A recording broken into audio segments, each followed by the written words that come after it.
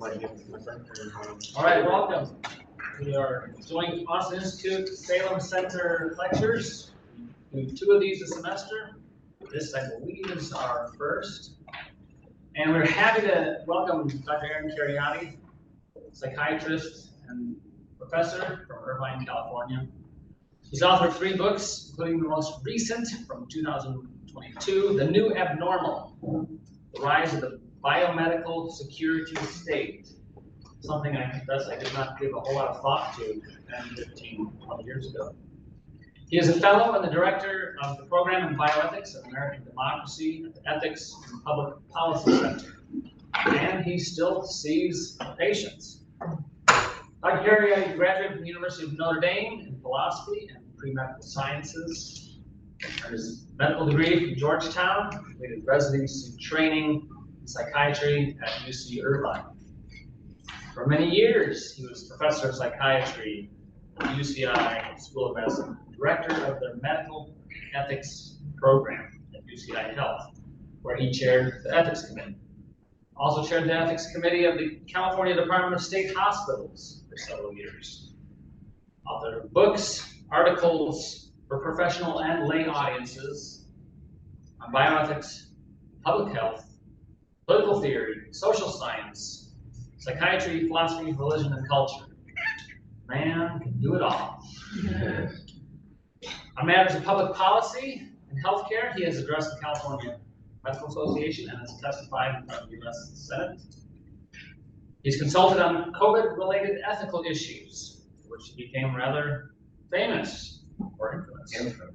During the pandemic, the University of California Office of the President, the County of Orange Healthcare Agency, and the California Department of Public Health, who do not appreciate him as much as they ought. And I count him a friend and a fellow traveler. I'm very glad he's here to speak to us. Please welcome Dr. Kheriaty.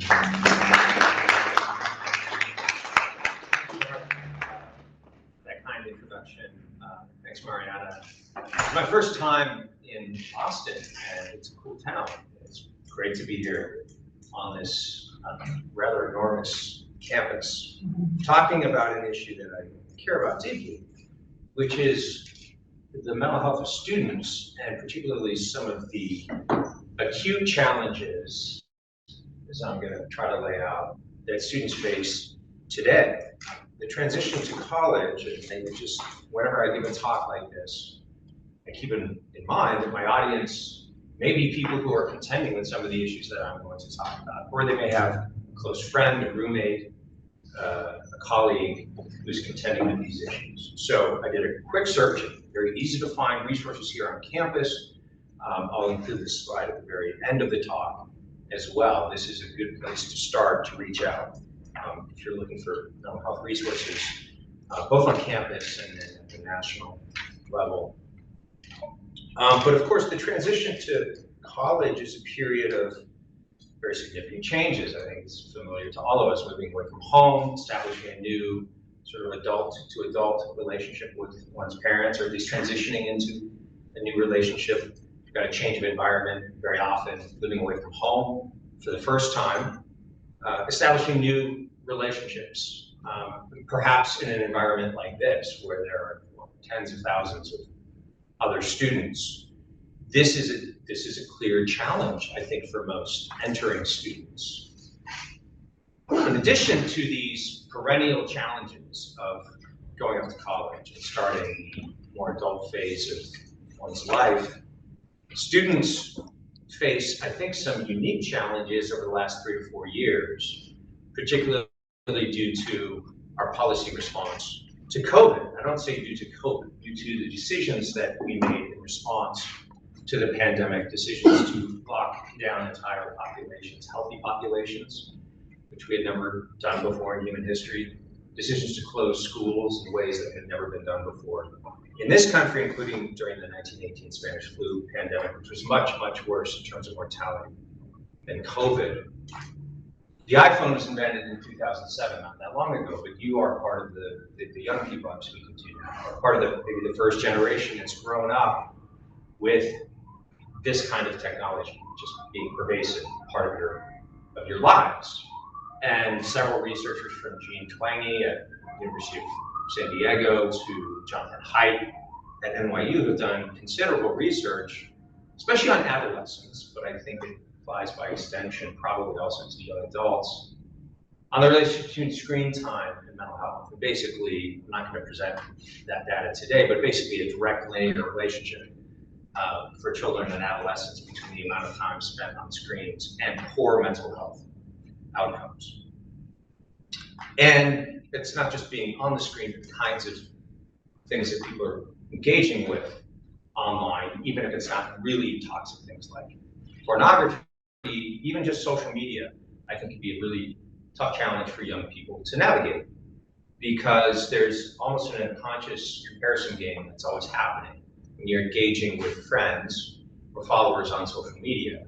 And part of this comes from the fact that what you see in regards to other people on social media is not their true reality, right? So you're unconsciously playing a comparison game about how do I measure up to these other people that are posting beautiful photos on Instagram, right? You think about the way people present themselves online with social media.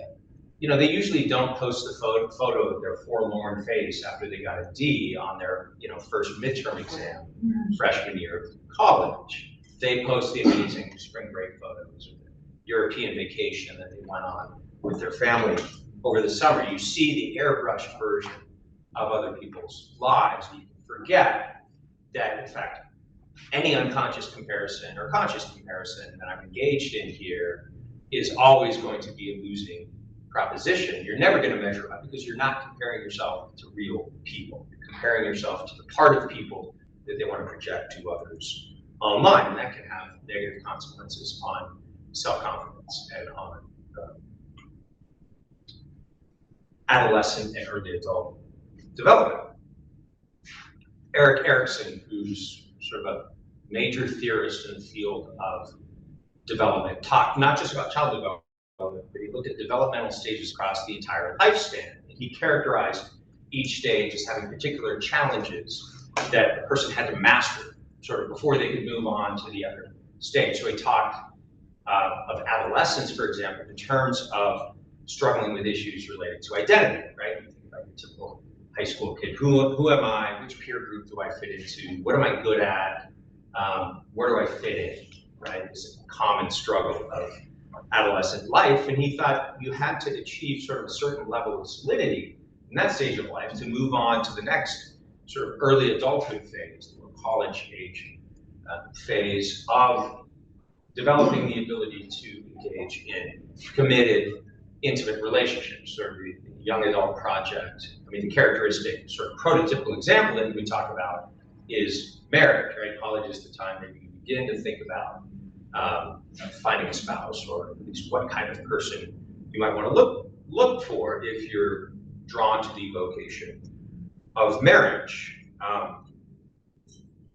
But at the same time, Erik said, okay, this is a prototypical example, but the ability to develop sort of long-term committed relationships, friendships, right, that can last a lifetime, very common experience for people that are fortunate enough to form solid friendships in college. They still get together years later and have that bond that was forged in the dorm room. And this kind of idea of committing to something outside of myself that happens in these kinds of relationships, whether it's authentic friendship or marriage, a serious courtship that might lead to marriage, can also be applied to sort of committing my life to worthy causes, not just other people, but higher ideals of thinking about professional life and vocation. And these are obvious challenges, I think, that college students are also contending with during their time at the university.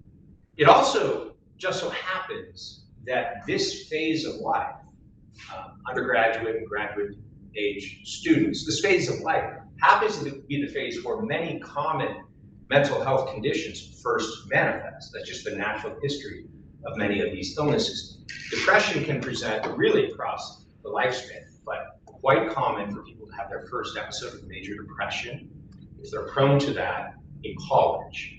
Bipolar disorder, manic depressive illness, tends to present between the age of 18 and about 25.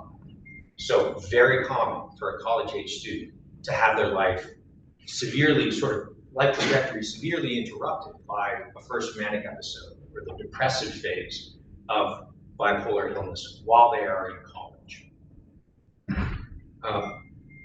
Trauma-related disorders, especially sexual trauma, unfortunately, are all too common among college-age students. And even severe and persistent mental illnesses, chronic mental illnesses like schizophrenia very often first present in this age cohort. So schizophrenia tends to first manifest with the first psychotic episode, a psychotic break. For men, a little younger than women. So men aged 20 to 30, women aged 25 to 35. So especially among undergraduate men, this may be a period of time where even an illness like schizophrenia can manifest. And there are many other examples. So all of this adds up to a period of time in which students are vulnerable to serious mental health challenges. And also, in this next section, I'm going to spend a few minutes on top of that. Unfortunately, there's been an additional burden of the lockdowns and the school closures, the effects of which I believe we are still seeing among undergraduate and graduate students on campus who have lived through at least part of their high school experience, maybe part of their college experience, contending with trying to do school remotely, contending with going to campus and then being sent home for a period of time during lockdowns and school closures. I don't know sort of how that all played out here in Texas, certainly in California, as in I think many places around the country. These kinds of policies at the state level had a pretty severe effect on undergraduates. My first foray into sort of becoming a critic of our pandemic response actually happened in 2020 when I was seeing as a psychiatrist a few weeks into the lockdowns that we had in California, the effects that this was having on people's mental health that were just presenting to clinic, that I was seeing in the resident clinic that I supervised or that I was seeing in my own private practice. And I was seeing sort of apocalyptic fears, not among people that were paranoid or delusional, but people dealing with sort of run-of-the-mill depression or anxiety that literally felt like the world was coming to an end. It was so obvious to me that these policies were harmful in terms of mental health outcomes. And I was sort of frustrated that that was not part of the public conversation in terms of weighing not only the potential benefits of locking down to control the spread of COVID, but also the downstream harms that needed to be weighed against those benefits. And my initial concerns were confirmed by a study that came out in the summer of 2020 that unfortunately, this was a CDC study, but unfortunately, unlike things that CDC was saying about COVID, this got virtually no media attention. It didn't become part of the public conversation that year.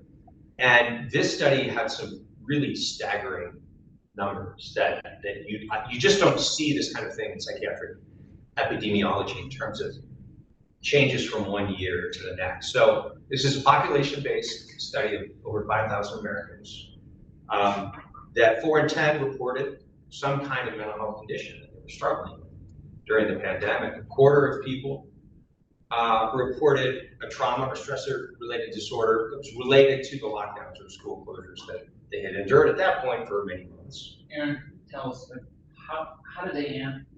Do they have a list of things they could pick?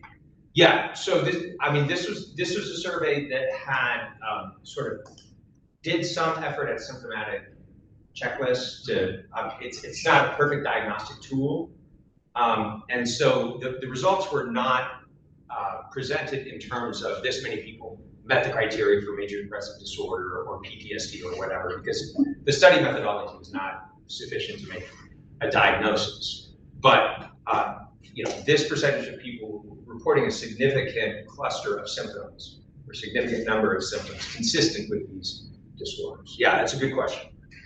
And the self-reported people that had significant issues with anxiety or depression had tripled in the case of anxiety and quadrupled in the case of depression between the same month in 2019 and June of 2020. As I said, you just don't see those kinds of enormous leaps in psychiatric epidemiology from one year to the next.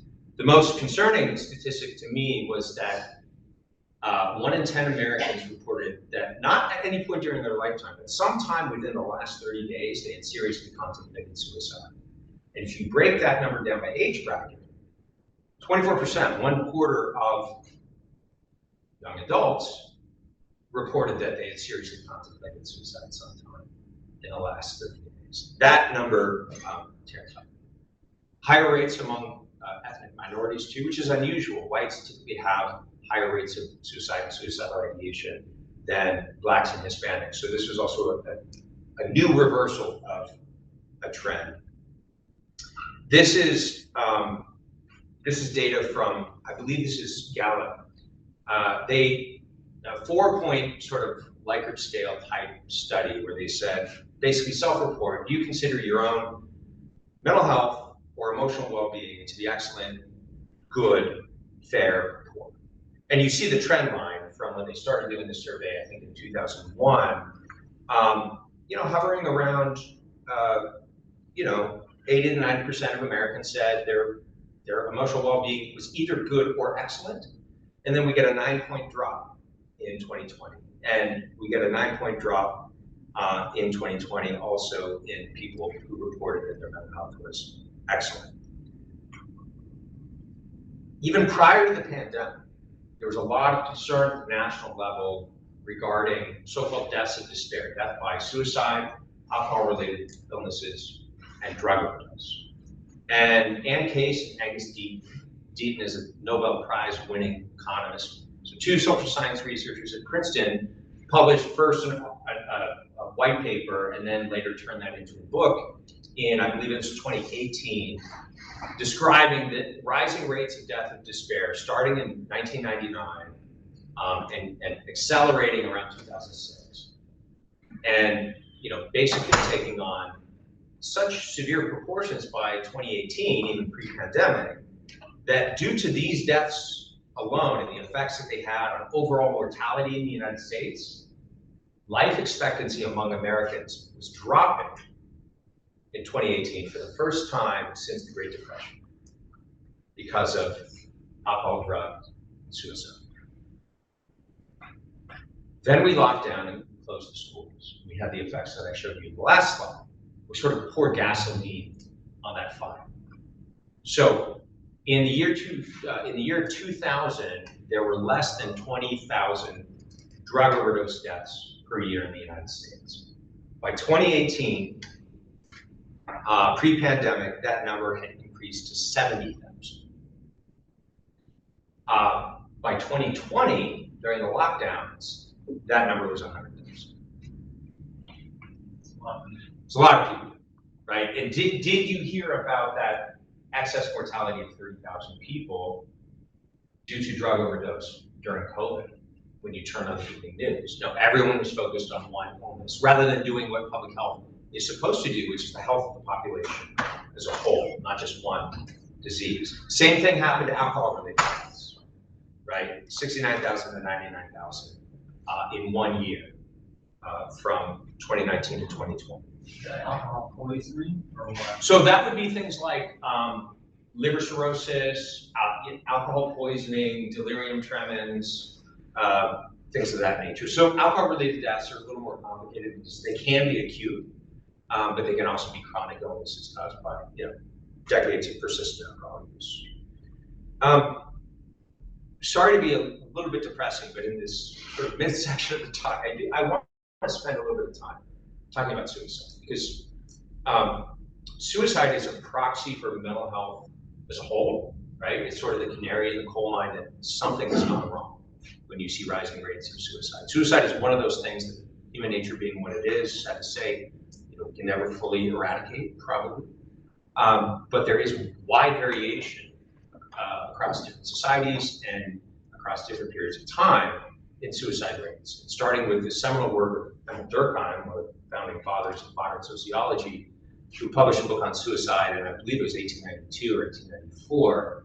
There's been a recognition of broader social and cultural factors playing a role in terms of rates of suicide. The other reason I want to talk about suicide is, I mean, I could go through all the different mental health disorders, but most of the people in the audience here are probably thinking, well, I'm not a mental health professional, maybe I'm just a student, so I'm not an expert in intervening with, I'm not a therapist or a doctor who prescribe an antipsychotic or antidepressant medication. What can I do about mental health problems on campus? And I actually think there's a lot that all of us can do about mental health problems on campus. I'll talk a little bit at the end of the talk about, I think, what we can do. But I think when we talk about suicide, you'll see in a few minutes that the importance of relationships, the importance of communities of support, the importance of places where people can go to find a sense of meaning and purpose and regain hope that can get them through difficult times or through a crisis. And that's something that I think is, just to borrow a buzzword from people that I generally don't like, a whole of society approach is necessary to address the suicide crisis. But first, the bad news. We just got the CDC numbers for 2022 suicide, and they're the worst that we've ever seen. So almost 50,000 Americans died last year of suicide. The worst moment of the pandemic for me was December of, it was not actually getting fired from the University of California. It was December of 2020 when a young man, 17 years old, who I've known literally since he was born, best friends with my 17-year-old son, growing up, ended up taking his own life. Struggling with depression and loneliness and isolation. School closures that contributed to that. Just 4 days before he died, a 14-year-old living in his neighborhood had taken his own life using the very same method, the same means. So last year, suicide was the worst it's ever been in the United States. Suicide rates, like deaths and despair, have been rising since 1999. That trend also accelerating around 2006. Suicide is now the 10th leading cause of death overall in the United States among young people. It's the second leading cause of death after motor vehicle accidents. Teen suicide has tripled for the last half century. And we're seeing a lot more young people presenting to emergency rooms with suicide attempts or suicidal ideation. All right, so a show of hands. Who's at high risk for suicide? Raise your hand if you think men are at high risk for suicide. Raise your hand if you think women are at high risk for suicide. Raise your hand if you think it's a trick question because there's no difference. Okay, it's a little bit of a trick question because the answer is sort of interesting, but most of you got it right. It turns out that women attempt suicide 3 times as often as men, but men complete suicide 4 times as often as women, which seems paradoxical. You'd think if they were making more attempts, they would have more completed suicide. But it turns out that men tend to use more violent means than women, guns, hanging, or jumping from a height of more than 350 feet, pretty definitive methods, whereas women tend to use drug overdose or cutting. Fortunately, most medications are not lethal in overdose, and even the ones that can be, there's usually a lag period where someone can intervene, you can go to the ER.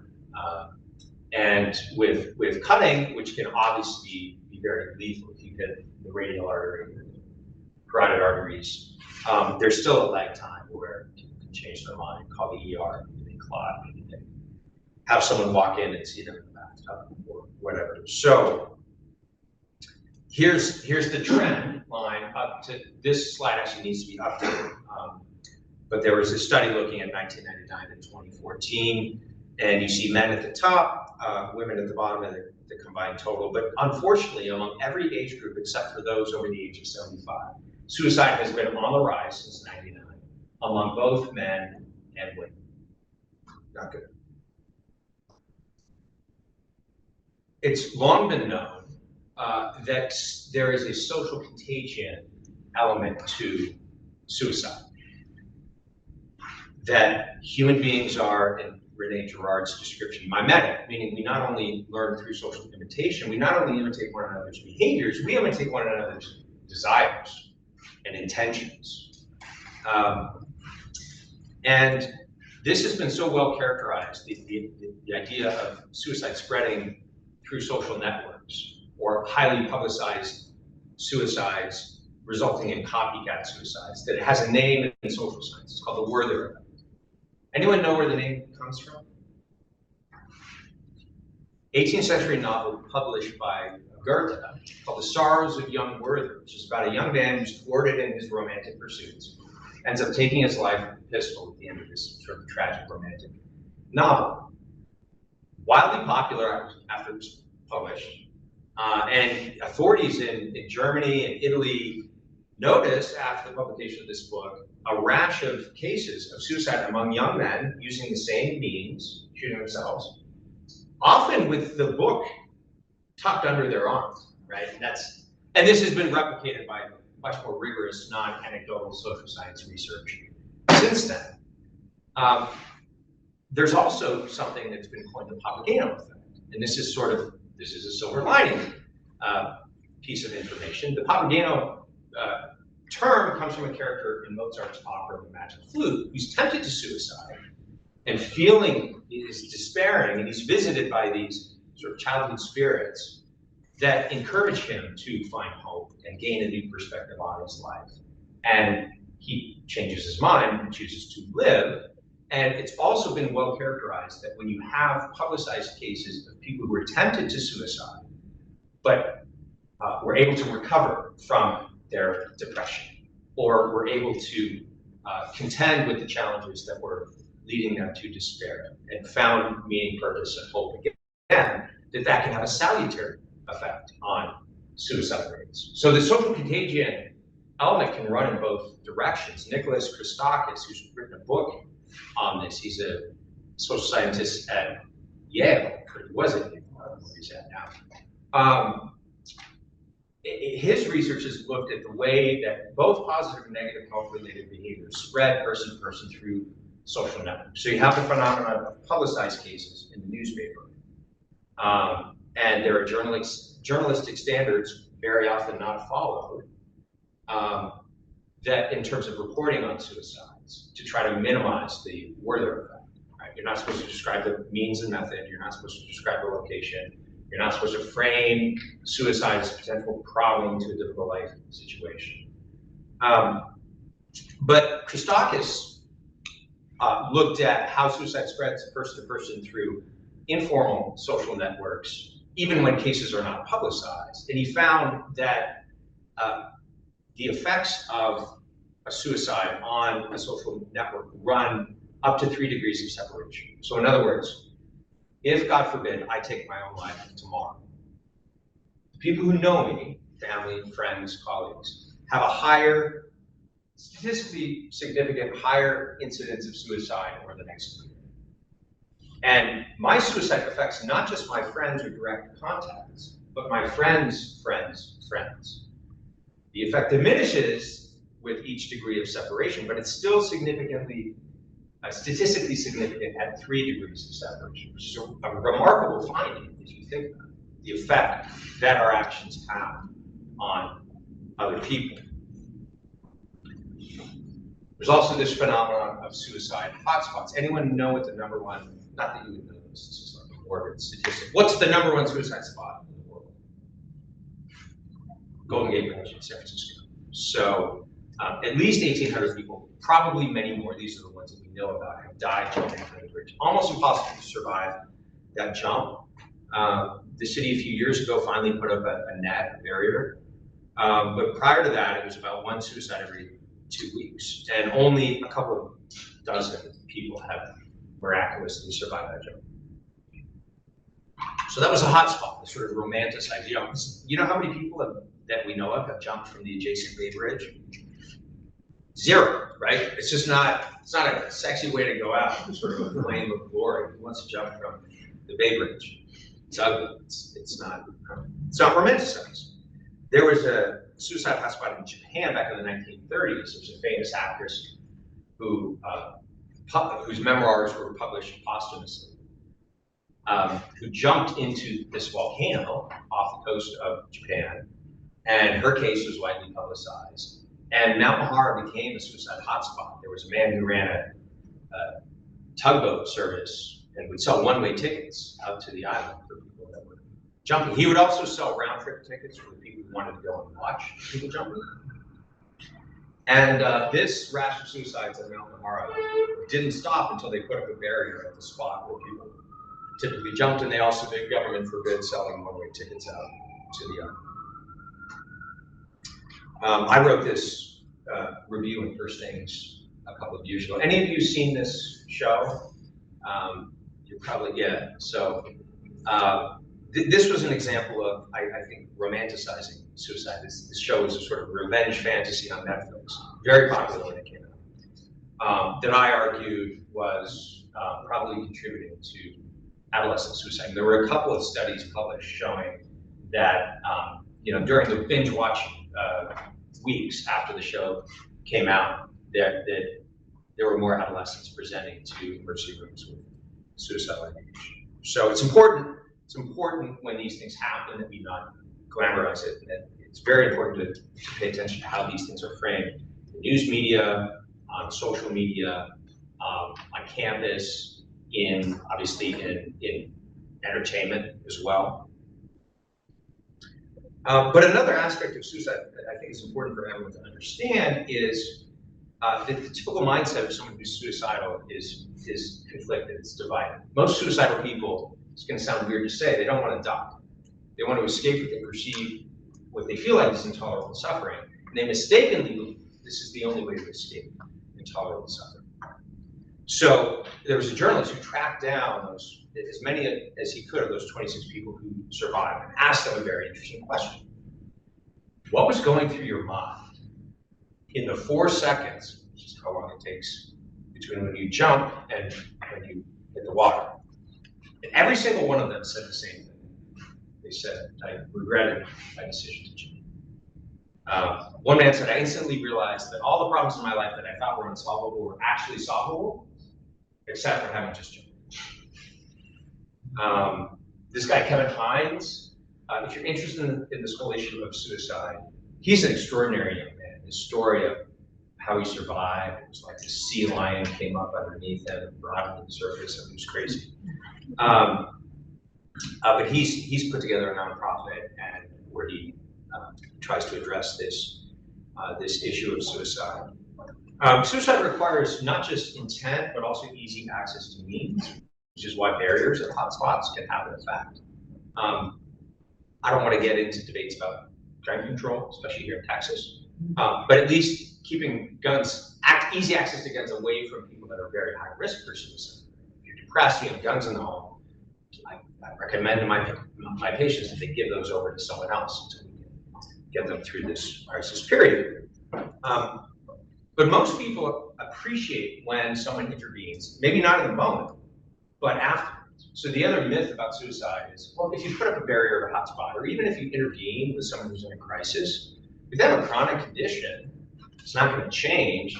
They're just going to kill themselves later anyways. And it turns out, most of the time, that's not the case. So there have been several studies on people that have been hospitalized after a suicide attempt. You follow them out for 10 years. Most of them are still alive or have died of natural causes, 80 to 90%, according to most studies. And the vast majority of them are happy that people intervened, even when that intervention included involuntary psychiatric hospitalization that at the time they did not want. Another study of volunteers, there's groups of volunteers that patrol the Golden Gate Bridge before they put up the net. They would just walk up and down. If they saw someone who looked like, they were contemplating suicide, they would try to intervene and get them help and talk to them.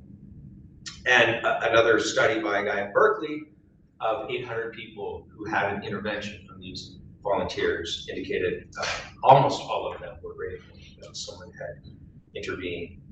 One of the reasons for this is there's a lot of risk factors for suicide, which I'm not going to get into in this talk, but if you look at all the different risk factors, age, economic status, chronic pain, medical illnesses, mental health conditions, addictions, all the rest of it.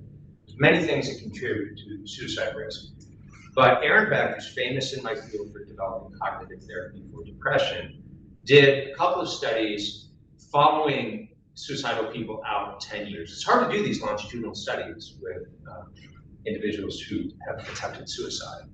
But he managed to do this 10-year prospective longitudinal study, both with inpatients who have been hospitalized after a suicide attempt and outpatients who were at high risk of suicide and had contemplated suicide. And he found that of all the risk factors, the one that was most predictive long-term of death by suicide was not any of those other things that I just mentioned.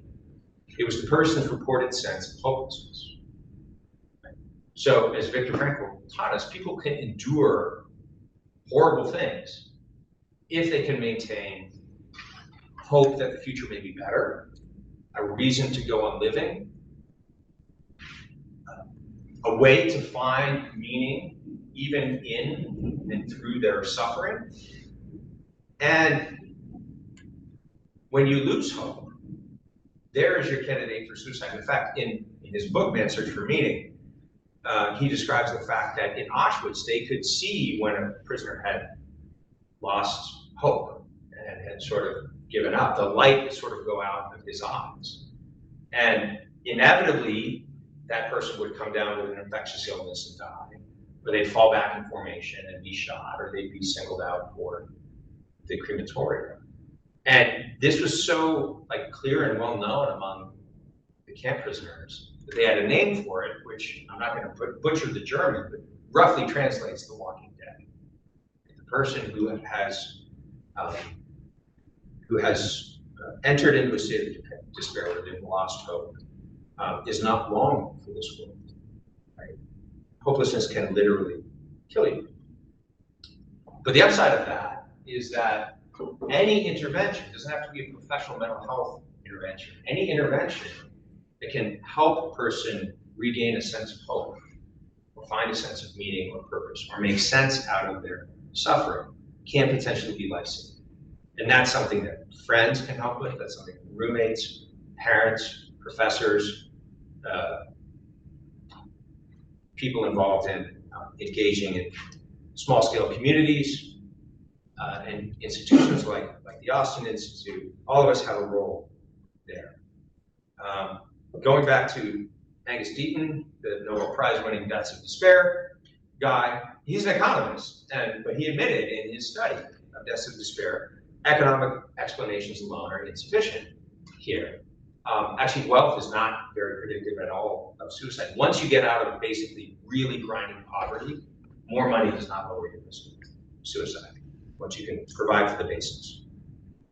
And he said, no, look, the real problem with this is that people have lost the narrative of their lives. And he I don't think he's a religious believer, but he was digging into issues related to family stability and spiritual fulfillment, meaning and purpose, to try to explain what's going on with the epidemic of deaths of despair. Loneliness is a very serious problem in the United States as well. Also, pre-pandemic, exacerbated by lockdowns and school closures. Prior to the pandemic, Surgeon General Vivek Murthy had declared that loneliness was a public health crisis. If you compare Americans in the 1980s to Americans in 2018, you ask a very simple survey question: do you have a person in your life with whom you can discuss important matters? A family member, a friend, a colleague. You're going through some personal difficulties. You have someone you can talk to about that. In the 1980s, sad to say, 20% of Americans said, no, I don't have any person in my life, which is kind of a proxy for loneliness. And there's been many other studies of loneliness that use different proxies for loneliness. 1 in 5 Americans back in the 1980s, that number doubled by 2018. So 40% of Americans say they have no one in their lives with whom they can discuss important matters. That's really heartbreaking. And you might think, well, loneliness is kind of, that's sad for people, but I don't know that that's going to have a profound effect on their physical or mental health. Why is the Surgeon General getting involved in loneliness? This sounds like sort of medical overreach or medicalization of everyday life. Well, it turns out loneliness has very profound effects, both on physical and mental health, which actually shouldn't surprise us because, human beings are hardwired to connect. We're built to be in relation to other people. We literally do not function at a very basic biological or neurobiological level without strong social connections. One of the most severe forms of punishment, I would argue, is actually a form of torture that we can inflict on another human being is prolonged solitary confinement. You leave someone in solitary confinement for long enough, they eventually become psychotic. They lose touch with reality. Their mind becomes unglued. Here you have Murthy's successor, talking about the effects on medical health as well as loneliness. I mentioned Durkheim, who looked at this issue of social connections. And he did have a category of suicide where sort of highly controlled societies could actually have increased rates of suicide, where people didn't feel that they had enough freedom and individuality. And Japan at certain periods of history and so forth. But if you look at Western societies, the two categories that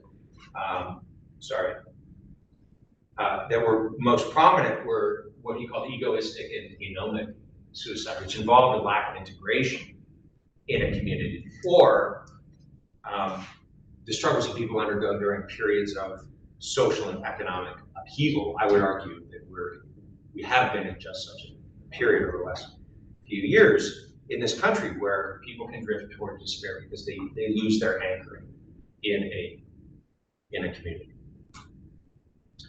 I think probably the people here would not be surprised to hear, maybe you've heard already, of the Pew data, Gallup polls that show the rise of the nuns, not religious sisters and habits, but people who do not identify with any particular religious faith is a growing cohort of Americans, especially among millennials, among younger generations.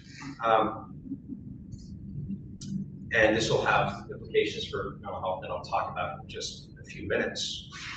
One way to think about depression, which is a major driver of suicide and probably the most common affliction that college-age students are going to struggle with, is that depression is a sort of behavioral withdrawal. It's a lot more than that. From a behavioral perspective, it's a withdrawal from a toxic environment. And I would argue that the environment that we're dealing with today, including environments on campus that should have more of a community, but very often don't, are environments in which people feel instrumental, basically. People feel that I'm valuable only insofar as I'm useful to the social machine. And other sources of meaning behind sort of productivity narrowly defined have diminished in recent decades.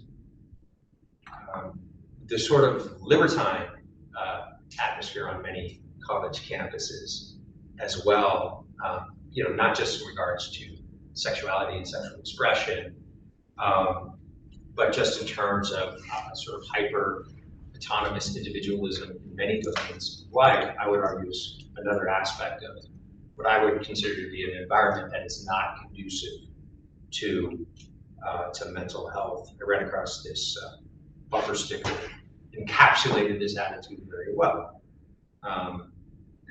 It has both the attitude and the sort of cynical snark to drive it home. Your body may be a temple, but mine is an amusement park. Okay, so all of that, now that we're all very depressed, and we have maybe some sense of the current mental health problem or crisis among young people, what can we do? And I want to talk about, a few minutes maybe talking about interventions that each of us can implement in our own lives and maybe think about in terms of becoming more resilient ourselves. Obviously, the last one on this list is if you get to the point where symptoms of depression, anxiety, trauma, or use of drugs or alcohol is impairing your ability to function day to day, it's time to go to the Student Mental Health Center to seek some professional help, some therapy, possibly an evaluation from a psychiatrist or medications. But I want to focus on that today other than recommend it for you or your friends when that's necessary. I want to focus on kind of good habits that each of us can develop. So Mood disorders are very tied to our circadian rhythm, our sleep-wake cycle. And college is a time where many students have very poor sleep hygiene, pulling all-nighters, staying up late, partying, sleeping in until noon and so forth. If there's one sort of behavioral intervention that everyone could do that would likely improve everyone's mental health, it would be to get up at a fixed time every day, which eventually, if you do that consistently, will force you to go to bed at more or less the same time every night, and entrain your hypothalamus to get into a good sleep-wake cycle. Go out in the morning early, sometime within an hour of getting up. Have your cup of coffee outside, especially in the fall as the days are shortening, and get some of that UV light to hit your retina, which will go back through the optic nerve into the hypothalamus, which will not only set your circadian rhythm, but also modulate your cortisol, your morning endogenous caffeine.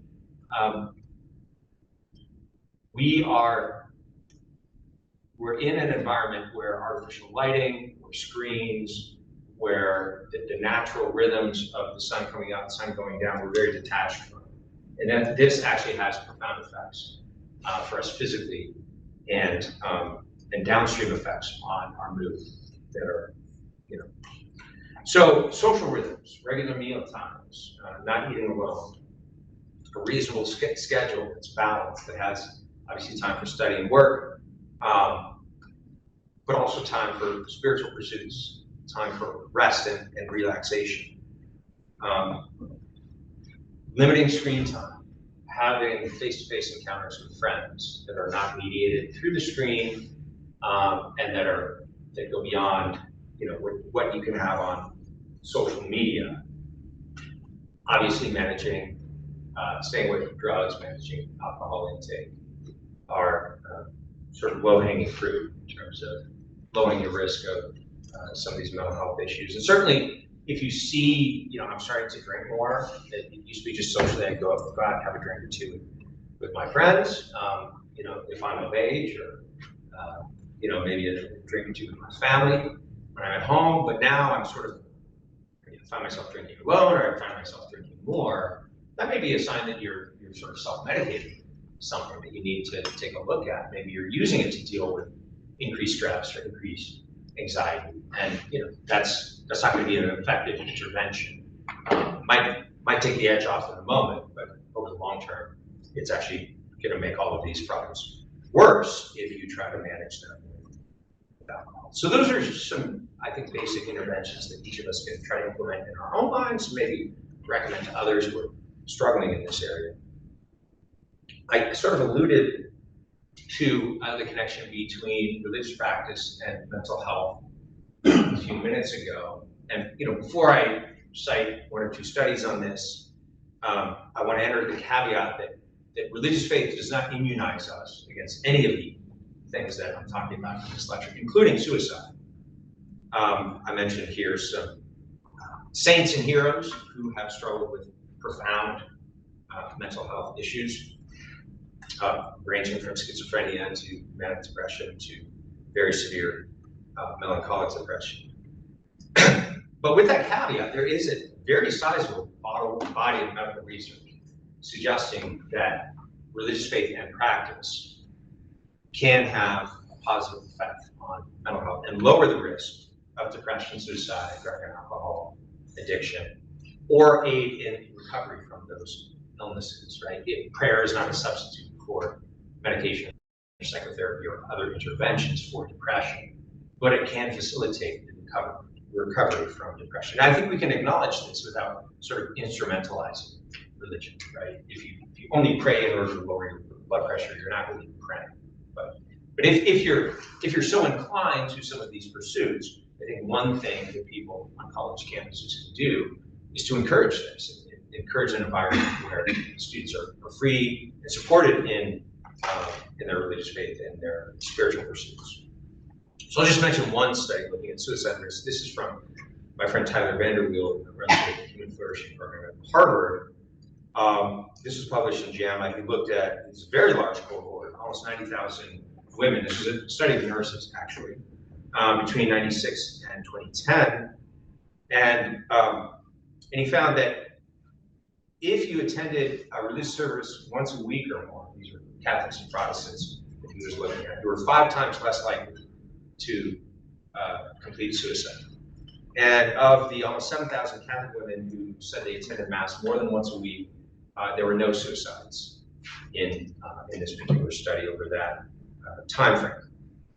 And it turned out in this study it was religious practice more than self-identified affiliation that was predictive of good suicide outcomes, right? So if you're baptized, you never go to church, it's not sort of a constitutive part of your life, your suicide rates were more or less the same as the general population. So it appeared that actually engagement with a religious community, engagement in practices of communal worship there was something about that was protective. And this is actually a well-known finding within psychiatry. It's not controversial, it's not disputed that religious faith and practice lowers the risk of suicide. It's one of the most well-studied protective factors against suicide in psychiatry. There's 3 different hypotheses, all of which I think are probably true, to explain these findings, which have been replicated many times. One is that in some non-specific way, similar to other institutions, people find social connections in religious communities, and that will lower the risk of suicide. Another hypothesis that has considerable support for it is that all of the major world religions, but especially Christianity and Judaism, have strong moral prohibitions against suicide, or at least suicide is strongly frowned upon as sort of bad karma. And these moral convictions can be one of the things that helps people persevere even when they're suffering extreme anguish and tempted to suicide. I remember one patient who told me that if it were not for my relationship with Jesus, I would have killed myself a long time ago. And I absolutely believe that statement was 100% true in her case. And then the other hypothesis that's been put forward that I think has a lot of research in support of it is that religious faith is not the only, but one of the key ways that many people find a transcendent sense of meaning and purpose, find a way to make sense out of their suffering and place it in a broader context. I think the last thing that I'll present in terms of what can be done, and I think this is relevant for the Austin Institute, is that there's a need for small communities of like-minded people that are non-instrumental. Small communities of like-minded people. The Austin Institute, I promise they didn't say this, but like the Austin Institute for Studies of American that treat people as ends and not instrumentally as means to another end, which, by the way, the University of Texas does not love, right? You students are a means to an end to the University of Texas. I'm sorry to break it to you, but this institution does not care about you. They care about money and not being publicly embarrassed. That's what the university cares about. And that's true of every university. I'm not picking on UT. It's true of every university, even some of the good ones. We need small-scale institutions and communities that care about, and not just, you're here paying tuition for the next 4 years, but care about your long-term good. And by the way, there are professors here. There are many people here at the university who care about your long-term good. I'm not saying that nobody at the University of Texas cares about it. I'm saying that institutionally, the logic of how institutions operate is not generally what the kind of thing that I'm advocating for here.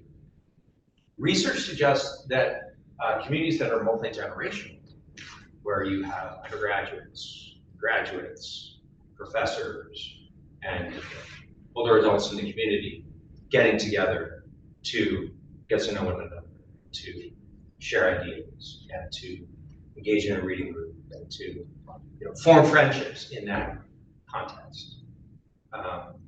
That's very important, right? Just hanging out with your own peer age group and no one else is not great for child, adolescent, or early adult development.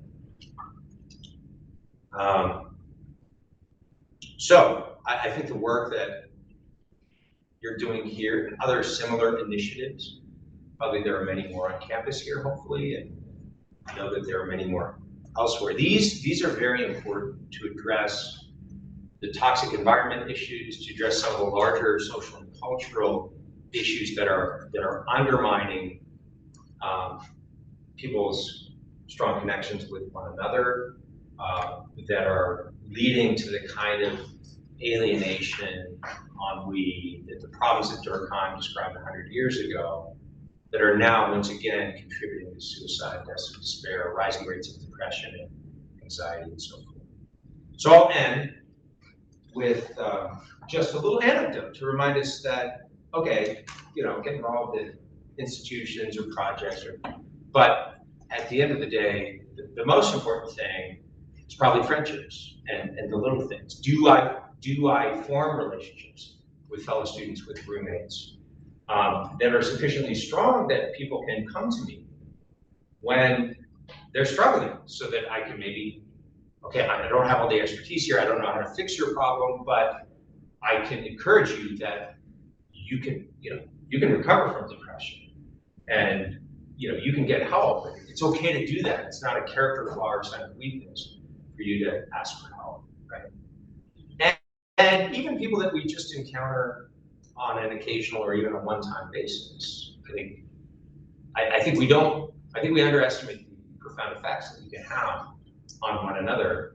There's a story reported in New Yorker several years ago about a man who died jumping from the Golden Gate Bridge, and his psychiatrist went with a medical examiner to his apartment, where they found his diary after his death.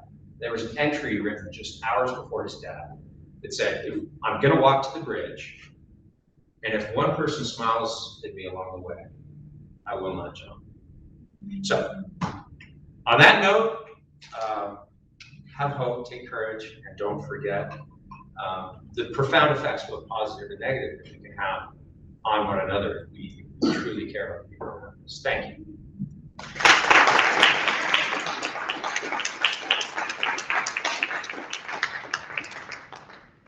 I'm told we can take questions.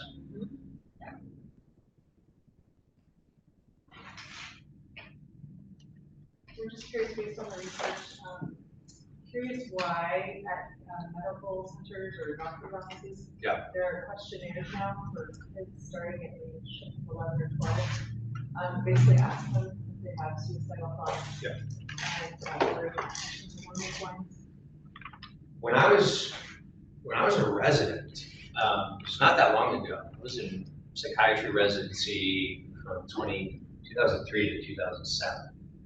What I was taught when we studied suicide risk factors was that pre-adolescent children before the age of puberty do not kill themselves, which was pretty much true at that time. Sad to say, I mean, it's sort of horrifying if your 8-year-old is presented with a survey about have you ever thought about ending your life?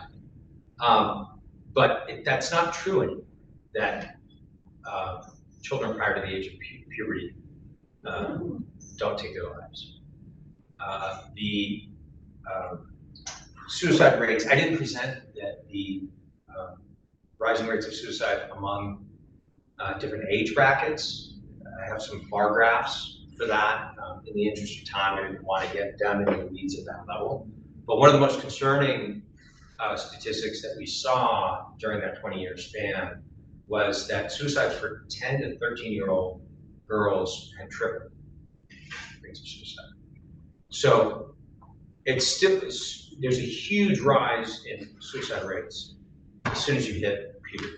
So that's still true, but it's not true anymore that children don't kill themselves, which is just terrible.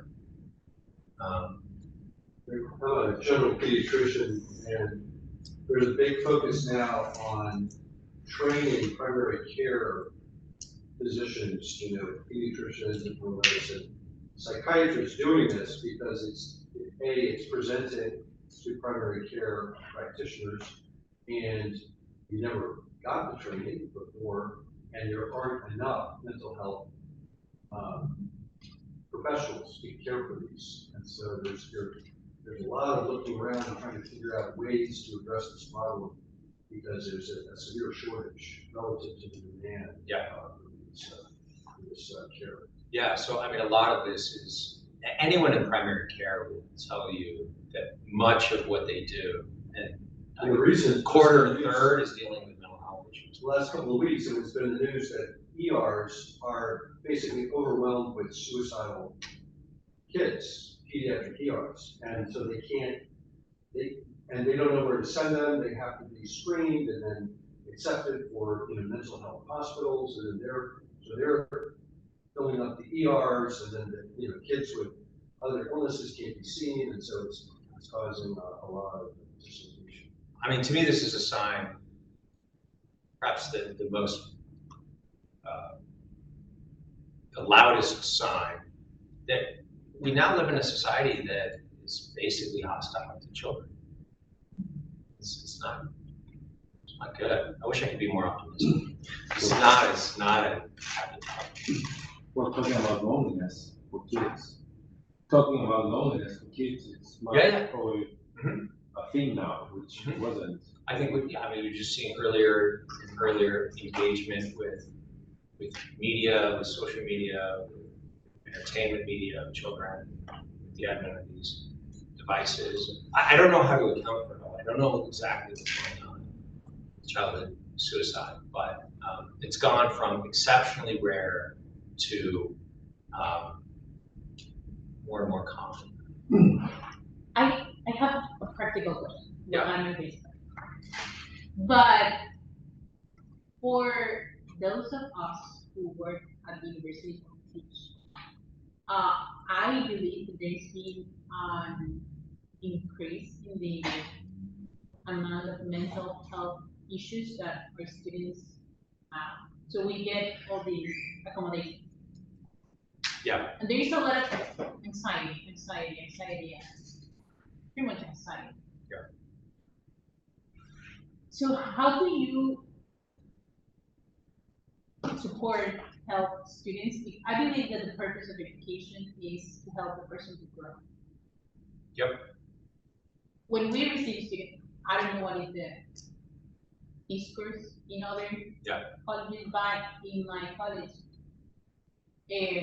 my department, it's pretty much like, oh, okay, well.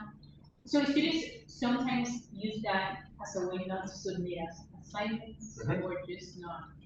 Yes, pretty much not to submit assignments. Sure. I understand that happens and you can be having hard times. But how do you phrase the line, or how do you help people really to grow when they are struggling? No, that's a great question. I mean, I think you try to accommodate students on a case-by-case basis, and you try to evaluate the merits of, like these things can easily be parlayed into excuses, right? But it's also important to think about, okay, maybe I'll give you an extension on this paper, but how do we get to the point where you're not avoiding these things due to anxiety? Jonathan Haidt published an Atlantic piece several years ago that he turned into a book called Coddling of the American Mind.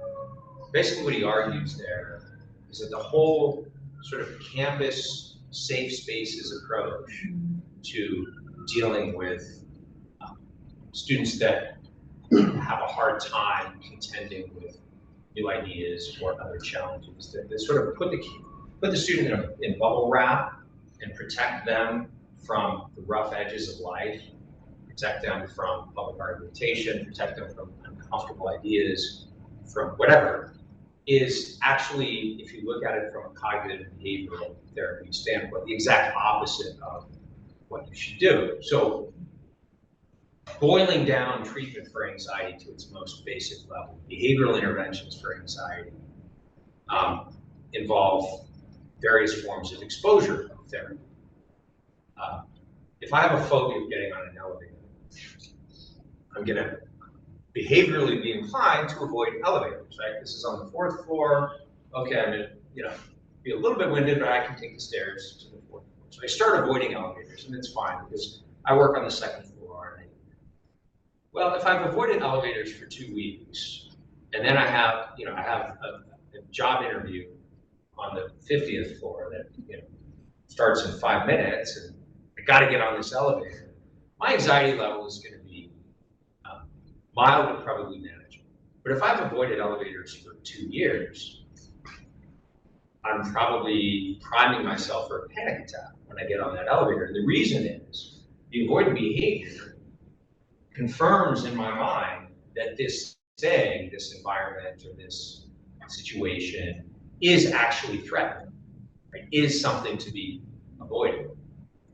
And unfortunately, the approach that college campuses have taken to the sort of snowflake generation that don't want to contend with some things that cause stress or some things that maybe make them mildly anxious has been the exact opposite of that, just encouraging continued avoidance, facilitating it, and kind of, and I think, Haidt and his co-author were right that if you look at this from cognitive behavioral intervention sort of perspective, we're only making the problem worse, and we're creating a fragile generation of students that just basically learn if there's something that makes me uncomfortable, the best strategy is not to deal with it, rather than learning to face your fears. And there's graded and systematic ways to do this when you're doing therapy with someone that has a phobia, sort of walking them through the process of graded exposure. But the end goal is basically not avoidance, but learning that no, I can get on the elevator, I can take the exam, I can write this paper, I can go to a party and socialize with people, and things are going to be okay. I wonder if that coddling of the American mind could also is related to gender confusion for young adults, and especially puberty age. I was going to ask, what is the research on that? And alongside of that is, I'm wondering if there is any research, since the psychology associations seem to be the ones advocating for that. They make this argument like, if we don't let these kids be self-determined and determine whatever gender they choose, then the alternative is suicide. So that's kind of the narrative that I'm hearing. So let me start with the latter part of the question. This threat of suicide, if we don't affirm their stated gender, has been weaponized, mostly against parents. This is what parents do. Well, if you don't support your kid in doing this, they're going to kill themselves, and your child's blood is going to be on your hands. So I hope to draft a report several years ago that looked at the research on what's called the social stress hypothesis, that LGBT individuals, we already know that they do have higher rates of suicide and other mental health problems. And the hypothesis, the social stress hypothesis, says that this is due to social stigma, and this is due to the lack of affirmation. If we just sort of could get rid of transphobia and homophobia and become more accepting and embracing, then that would solve the problem of suicide and drug addiction and depression in that population. What's an interesting hypothesis, it maybe has some plausibility to it. The problem is it was presented in a paper many years ago, a paper which has been cited over and over and over again, but it was never presented as the conclusion of the study. It was presented precisely as a hypothesis. And it was treated as though it had already been demonstrated. But if you actually look at research that's trying to demonstrate that that is the case, the hypothesis is not confirmed. And so the long-term studies that we have, and we have a lot of good long-term studies on mental health outcomes after gender conversion transition, the ones that we do have show that the transition process does not resolve the mental health issues. The biggest one is 700 individuals. I think the study was done in Sweden several years ago. Half of them male to female, the other female to male. 10 years after surgery, still had suicide that was 19 times the rate of the general population. Just astronomically high rates of suicide, high rates of all-cause mortality, high rates of psychiatric hospitalizations, 4 times the general population, for things other than gender dysphoria. So the research we have now doesn't support the social stress hypothesis. And in the case of gender dysphoria, strongly suggests that those interventions in the affirmation approach doesn't actually lower the risk of suicide. It's possible that it makes things worse. We don't have, I don't think we have evidence to say that, but it doesn't seem to make it better. So the weaponization of that, I think, is malpractice in the way it's been done. Okay, so your other question was, if basically the research shows that if you just take a watch and wait approach rather than the gender affirming approach in adolescents that are gender dysphoric, the majority of them do not identify as transgender as adults. Whereas if you take them any step down the gender affirming road, including puberty blockers, virtually all of them identify as transgender as adults. So you put a kid on puberty blockers who's struggling with feeling at home in my body and feeling sort of identifying with my natal sex, you don't, it's presented sometimes as a conservative approach that we're just giving them more time. It's also presented as fully reversible, which is not true, but actually if you intervene puberty and then you take them off puberty blockers at the age of 18 and they start engaging in normal pubertal development, 5-6 years later, you've interrupted their psychosocial development at that phase of their life. I mean, one of the ways of coming to accept your gender is just the personal experience of developing secondary sex characteristics, the changes that happen at puberty, right? So deprive a child of that, deprives them of one of the things that apparently helps most adolescents eventually to identify with their natal sex if they have struggled with gender identity issues earlier. Many of those people grow up to identify as homosexual. And actually, interestingly, the gender clinic in Britain, the flagship gender clinic in Britain, was shut down last year, Tavistock Clinic, not by social conservatives saying you shouldn't be doing this.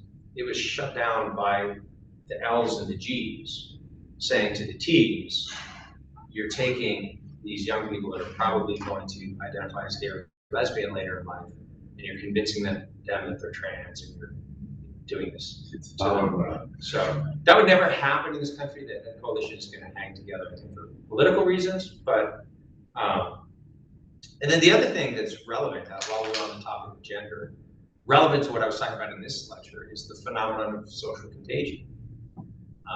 Spreading person to person through social networks, or a kind of Werther effect of highly publicized cases that get a lot of attention.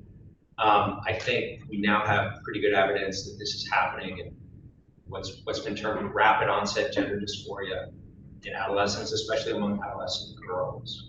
Clusters of friends all presenting at the same time, saying that they identify as trans. Again, going back to when I was in residency, not that long ago, when we studied gender dysphoria, this is a problem that presents in toddlers.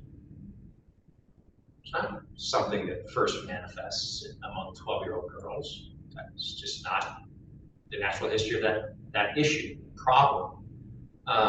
In my 4 years of residency, I saw one patient who identified as transgender.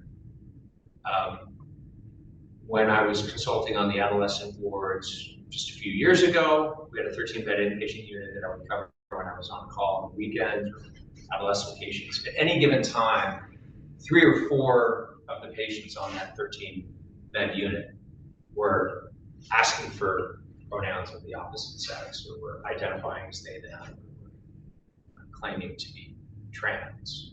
Human biology didn't change much in the last 15 years.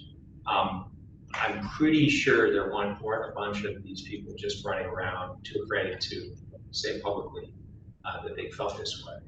This is an iatrogenic or societally induced issue in terms of the enormous spike in this phenomenon over the last few years.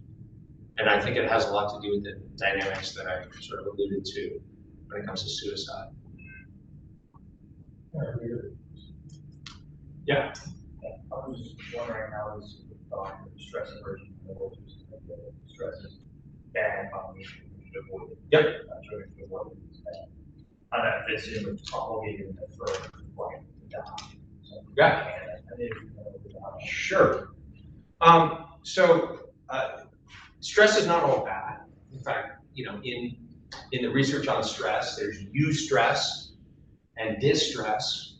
So good stress is usually short-term and can focus an individual or a group of individuals on a particular goal, and that the stress of needing to meet a deadline or to finish a project, I think all of us have this experience, can energize people toward, you know, putting in the effort to get something done, to move something forward. So not all stress is bad. Stress becomes bad when it becomes chronic, pervasive, free-floating, when you don't have periods of rest and recuperation. That's why the sort of rhythm of daily, weekly, monthly plan is helpful in sort of managing stress, because all of us are going to contend with stress, and not all stress is bad. And again, this whole helicopter approach to parenting, or bubble wrap the college students so they don't have to contend with anything uncomfortable, obviously does not prepare people for dealing with stress. But yeah, there's this sort of cultural need that opting out seems to be a socially appropriate way of dealing with difficulties. And I think that certainly plays into the lobby for assisted suicide and euthanasia, that if life becomes too difficult, I can just opt out. And in fact, speaking of social contagion, there have been a couple of studies now from David Albert Jones and David Patton in the UK, looking at the effects of legalization of doctor-assisted suicide, not just on rates of doctor-assisted suicide, but on overall rates of suicide as a whole. They did a study in Washington and Oregon after they passed laws permitting physician-assisted suicide for the terminally ill, seem to have downstream effects on overall suicide rates in those cases. So assisted suicide and euthanasia is not unrelated to the overall problem of suicide in society, because you have a 13-year-old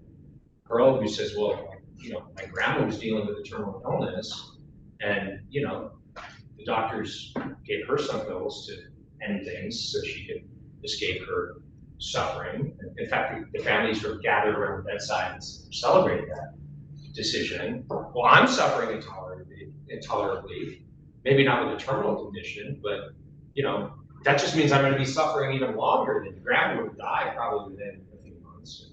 She just hastened it a little bit, but I'm going to be bearing up under the burden of this medical condition, or, you know, my chronic depression, or my eating disorder, or whatever it is, for who knows how long, right? So it doesn't make any sense. I say, well, logically, yeah, it doesn't make any sense. Why should she have the right to do this, and yet you don't? So the law is a teacher. The law has a pedagogical function in terms of shaping people's moral imagination regarding, you know, what's acceptable and what's not acceptable, and, you know, logical rigor. This is why the euthanasia and assisted suicide lobby never stops at just the terminally ill, because, you know, once you accept the principle, the artificial safeguards or fences that you try to put up around it are arbitrary. People shouldn't be allowed, based on autonomy arguments or suffering arguments. There's two arguments for assisted suicide and euthanasia: bodily autonomy, or the autonomy of the, you know, expressive individualistic will, and intolerable pain or suffering. Once you accept those arguments, then why should the right to kill myself be limited to those who only have 6 months or less to live? Why should it be limited only to adults, but children as well? suffer. So there's kind of an inexorable logic to the slippery slope. You have a practical slippery slope concerns that it will be hard to draw lines and so forth. But you also have logical slippery slope issues that, just for the sake of consistency, those arbitrary safeguards are going to slowly fall away once we've abandoned the principle that people shouldn't kill themselves. Okay, what role do you think fit into this whole story? Like, when I was in school, which is a little earlier than you, later than you, there was no kids put aside. Yeah. In my college years, there was nowhere with anxiety or stress. Like that couldn't happen. Like, you go to a teacher and say, "Oh, professor," they're like, I can't. Okay, you get a 0. That's it.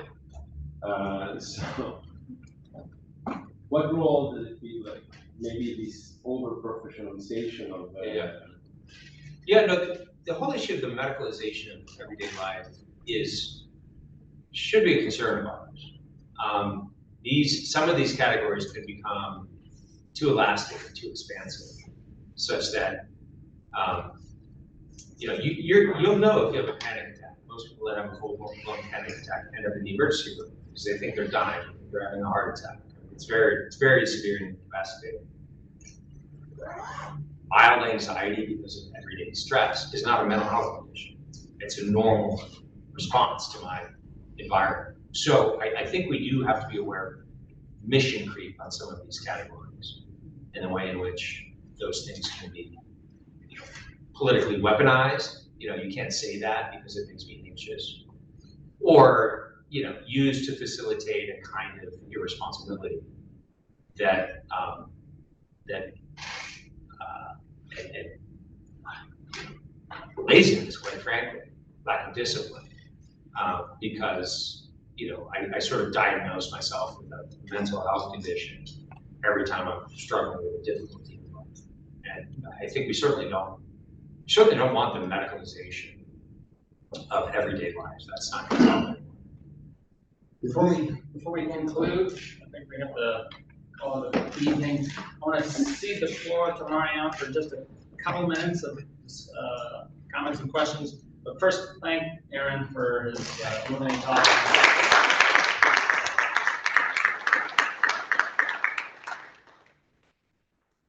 Yeah, not even a couple, probably just 1 minute. Also, because speaking after Eric, it's impossible to get your attention and to say something. I have some good news though, and I think the first one is that besides having an amazing talk, it is recorded. So for a lot of people who couldn't make it, they were sending us email. This is going to be on YouTube, and also if you have friends, speaking to everyone in the room that might benefit from the things that were said, and it can easily be shared. So that's one piece of good news. Another piece of great news is that Aaron already promised that it's going to be on our podcast. So all the dozens of questions that I have, what we can do better, what families can do better, they will be asked. So there will be time. And the other, I think, good news, that wasn't prepared, the part of the audience that are complimenting what we do. But I must say, in total honesty, that I felt very good about our work as I was listening to what you were saying. In particular, because some of the students here have been to our events, but our vision is that of creating not only community, and a community that forms to human flourishing, and forms moral agents of tomorrow, but also it's intergenerational. We have undergraduates, graduates, young professionals, older professionals that go from 18 to 80 years old. They're often in the same room, they talk to each other, and there is that surrogate of family that one probably needs while away from family, or because a lot of us do not even experience one growing up. So it might even be a first for some people to have that kind of conversation. So the good news is that we have a lot of programs for undergraduates and graduates, for everyone. And so I strongly recommend looking it up, and now I also have his recommendations, so probably matters more. And also, a lot of strange coincidences brought Aaron to Austin.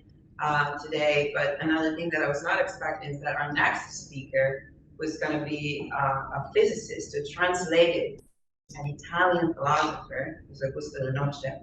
Is going to speak here in November 16. You can already register for the talk. What I didn't know is that Aaron is a big fan of that philosopher and is publishing an introduction to his thought for the American readers. So it's a really, really small work. So that's going to be in November. One of the programs that I think could be interesting because of things we said, and it's going to start in October, is a reading group on divorce. That reading group is not meant only for adult children of divorce, but it's meant also for anyone coming from an intact family that might need a reminder of how much that has shaped the way they think and behave. And one of the goals is for the people coming from intact family not to take it for granted, and to realize that that is something that needs to be continued and repeated and preserved from the attacks of the modern culture that is not exactly kind of friendly. So that said, I just thank everyone for being here. Thank you, Aaron, again for flying here, and I hope to see a lot of you at a lot of different events. Thank you.